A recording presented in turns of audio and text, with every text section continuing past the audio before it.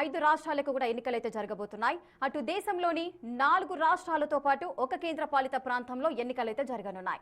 ఈ ఎన్నికలకు సంబంధించి ఎన్నికల కమిషన్ షెడ్యూల్ విడుదల చేసింది. అసోం, కేరళం, తమిళనాడు, వెస్ట్ బెంగాల్ రాష్ట్రాలతో పాటు కేంద్రపాలిత ప్రాంతమైన పుదుచ్చేరిలో త్వరలో ఎన్నికలు జరగనున్నాయి. ఈ రాష్ట్రాలలో మొత్తం 824 అసెంబ్లీ స్థానాలకు ఎన్నికల ప్రక్రియను ఎన్నికల సంఘం వెల్లడించింది. ఎన్నికల ప్రకటనతో పాటు వెంటనే ఎన్నికల కోడ్ అమల్లోకి వచ్చినట్లుగా ఎన్నికల అధికారులు తెలిపారు. అయితే ఈ 5 రాష్ట్రాల ఎన్నికల షెడ్యూల్ ఎలా ఉంది? ఈ ఎలక్షన్స్ కు ఎవరికి పరీక్ష, మోడీకా లేక రాహుల్కా? ఈ అంశాల గురించి విశ్లేషణ అందించడానికి ప్రొఫెసర్ కె నాగేశ్వర్ గారు ఉన్నారు. వారితో మాట్లాడదాం. సార్, ఈ 5 రాష్ట్రాలకు ఎన్నికలైతే జరగబోతున్నాయి, ఏ విధంగా చూడొచ్చు అంటారు?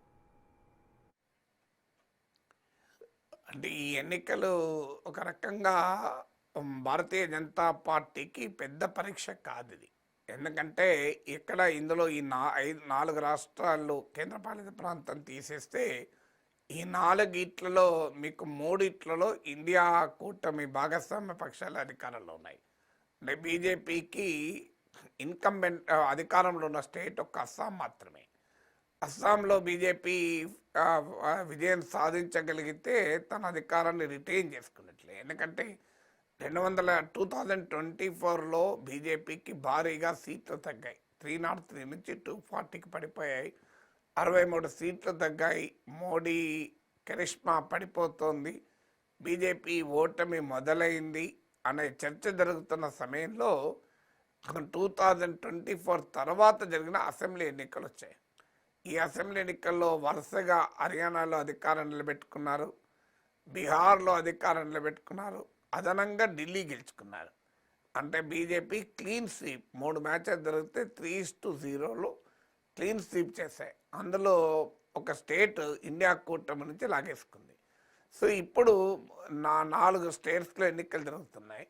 ఇందులో ఒకటి మాత్రమే బీజేపీ స్టేట్, మిగతా 3 ఇండియా కూటమి స్టేట్స్. ఇందులో ఆ ఒక్కటి సాధించుకున్న బీజేపీకి ఈక్వలైజ్ అయిపోతుంది. ఇక ఒక్కటి కన్నా ఏదైనా ఒక్క సీటు ఎక్స్ట్రా, ఒక్క స్టేట్ ఎక్కువ గెలుచుకున్నా కూడా అది మేజర్ అప్పర్ హ్యాండ్. అందువల్ల ఇది భారతీయ జనతా పార్టీకి, నరేంద్ర మోడీకి సీరియస్ అగ్ని పరీక్ష కాదు. ఒక రకంగా ఇండియా కూటమికి నాయకత్వం వేస్తున్న రాహుల్ గాంధీకి ఇదొక అగ్ని పరీక్ష. రాహుల్ గాంధీ నాయకుడు అవునా కాదా అనే ధర్మ మీమాంసకు కూడా ఈ ఎన్నికలు ఒక పరీక్ష పెట్టబోతున్నాయి. ఎందుకంటే ఇందులో అస్సాం, కేరళలో కాంగ్రెస్ పార్టీ నేరుగా బీజేపీతో పోరాడుతున్నాయి.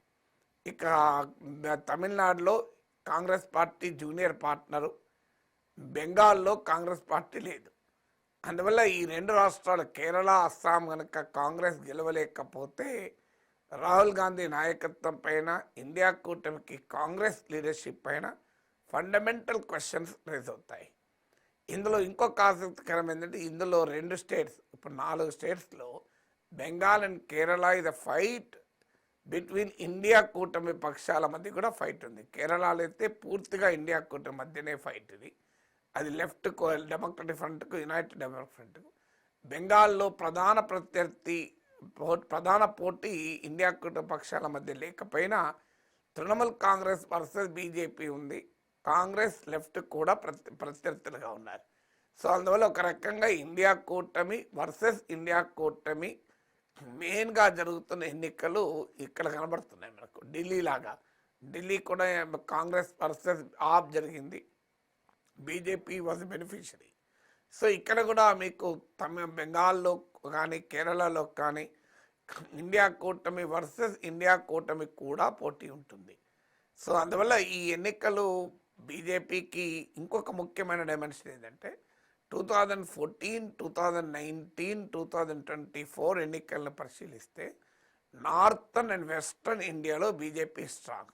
మీకు 2014 క్లియర్గా ఈ పిక్చర్ ఇచ్చింది. 2019కి వచ్చే వరకు ఈస్టర్న్ ఇండియాకి ఎక్స్పాండ్ అయింది బీజేపీ. 2024కి వచ్చే వరకు ఈస్టర్న్ ఇండియా కన్సాలిడేట్ చేసుకొని సౌత్ ఇండియాలో కొంత ఎక్స్పాండ్ అయింది. ఇప్పటికీ సౌత్ బీజేపీకి అంతగా అనుకూలమైన ప్రాంతం కాదు. ఈ ఎన్నికల్లో 4 స్టేట్స్, 4 స్టేట్స్ అండ్ 1 కేంద్రపాలిత ప్రాంతానికి ఎన్నికలు జరిగితే 4కు 4 ఈస్ట్ అండ్ సౌత్లోనే ఉన్నాయి. ఆల్ ది 5 ఇంక్లూడింగ్ కేంద్రపాలిత ప్రాంతం. అందులో సౌత్లోనే 2 రాష్ట్రాలు, తమిళనాడు, కేరళ అండ్ పుదుచ్చేరి. అందువల్ల బీజేపీకి వీకర్ గ్రౌండ్లో జరుగుతున్న ఎన్నికలు. అందువల్ల బీజేపీతో పోలిస్తే ఇండియా కూటమికి ఈ ఎన్నికల్లో ఎక్కువ స్టేక్స్ ఉన్నాయి.